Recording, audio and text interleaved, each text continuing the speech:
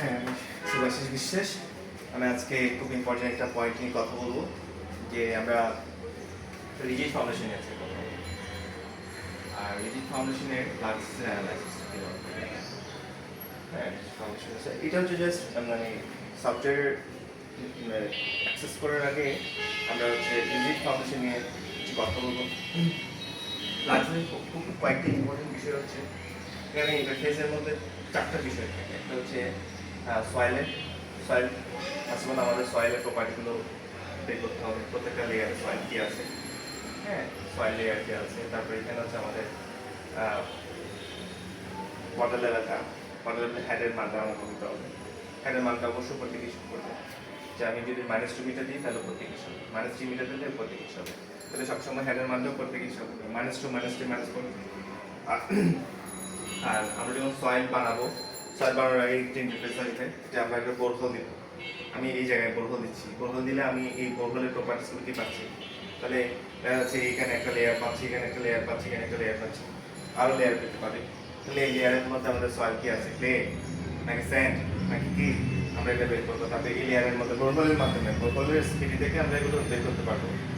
স্যান্ডের properties আছে নাকি এই জায়গার মধ্যে হচ্ছে ক্লের প্রপার্টিস আছে, তারপরে নাকি এই জায়গার মধ্যে হার্ড লেয়ার আছে। তো এই জিনিসগুলো হচ্ছে আমরা বোরহোলের থেকে স্পিড থেকে আমরা এই মানগুলো আমরা বের করবো, স্যাম্পল বের করবো, স্যাম্পল টেস্ট করে ট্রাইক্সাল শেয়ার টেস্ট, তারপর হচ্ছে ডিরেক্ট শেয়ার টেস্ট, ট্রাইক্সাল টেস্ট, এগুলো সবগুলো দিয়ে আমরা হচ্ছে বের করবো হচ্ছে কোন জায়গায় কি প্রপার্টিস আছে।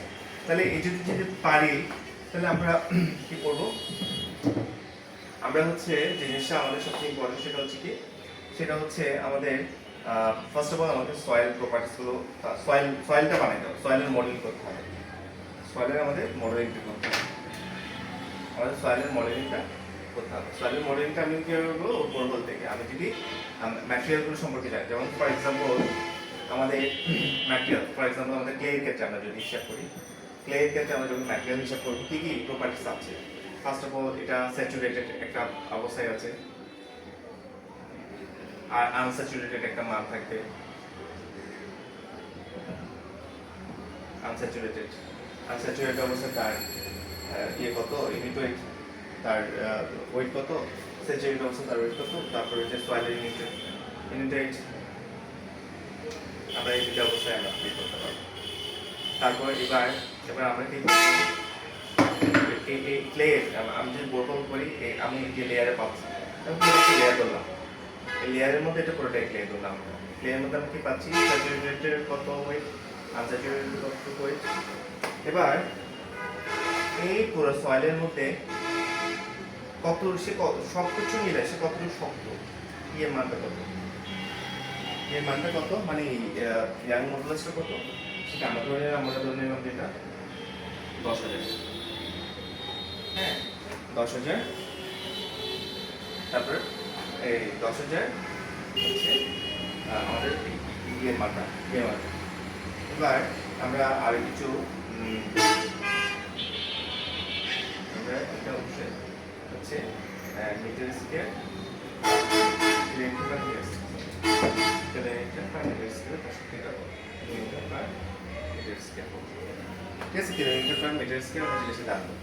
এবার আরেকটা জিনিস হচ্ছে, আমরা এবার হচ্ছে পয়সন রেশিও, নিউ বি এর মানটা আমরা পয়সন রেশিও থেকে পাবো। এটা ইন জেনারেল হচ্ছে আমাদের এই স্কেলের ক্ষেত্রে ধরলাম 1.0.3, কারণ পয়সন রেশিও থেকে আগে বলেছি সে ক্লেটা কতটুকু হচ্ছে নমনীয়, আমি লোড দিলে সে কতটুকু সরে যাচ্ছে,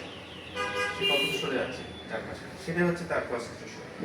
জাস্ট এইভাবে আমরা তো আরো অনেক ডিটেইল ডেফিনিশন করবো, জাস্ট বোঝার জন্য বলতেছি। তো এটা যদি পার্সেন্ট রেশিও হয়, তারপর আমরা কি পাবো এখান থেকে, আমরা এখান থেকে পাবো হচ্ছে ফ্রিকশন অ্যাঙ্গেল পাবো, এটা আমরা বাইরে লিখি ফ্রিকশন অ্যাঙ্গেল। তারপর হচ্ছে একটা হচ্ছে কোএফিসিয়েন্ট, এই দুটো জিনিস আমরা বের করতে পারবো। চারটা জিনিস বের করতে পারলে আমরা কি করতে পারবো, ফ্রিকশন অ্যাঙ্গেল আমরা, যেহেতু এটা হচ্ছে ক্লের ক্ষেত্রে কোএফিসিয়েন্ট ফোর্সটা একটু বেশি, ফ্রিকশন অ্যাঙ্গেলটা কম। তাহলে এই ডিটেইলগুলো আমরা যদি দিই, তাহলে আমরা ক্লের প্রপার্টিস পাবো থেকে বোরহোল থেকে ক্লের প্রপার্টিস পাবো। এবার আমরা তো পাইছি, এবার আমরা ম্যাটেরিয়ালে যাবো।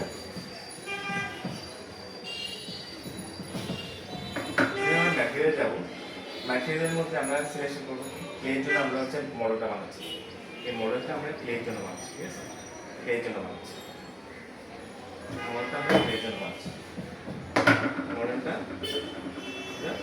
ক্লের জন্য বানাচ্ছি, হ্যাঁ ক্লের জন্য বানাচ্ছি, এরপর এটা ক্লে বা আমরা এখানে একটা স্ট্রাকচার বানাবো। তাহলে আমাদের সয়েলের প্রপার্টিস আমরা পেয়ে গেলাম, জাস্ট আমাদের সয়েলের প্রপার্টিস এরপর হচ্ছে আমাদের স্ট্রাকচার। স্ট্রাকচার মানে এই সয়েলের উপর যতগুলো বিষয় নিয়ে আমরা কাজ করবো সেটা আমরা ড্র করবো। তাহলে আমরা এখানে একটা স্ট্রাকচার বানাচ্ছি, এই স্ট্রাকচার সয়েলের মধ্যে কি ইম্প্যাক্ট ফেলছে সেটা আমরা বের করবো। তাহলে আমাদের এইটা আগে মডেলিং করতে হবে, এই স্ট্রাকচারটাকে মডেলিং করতে হবে।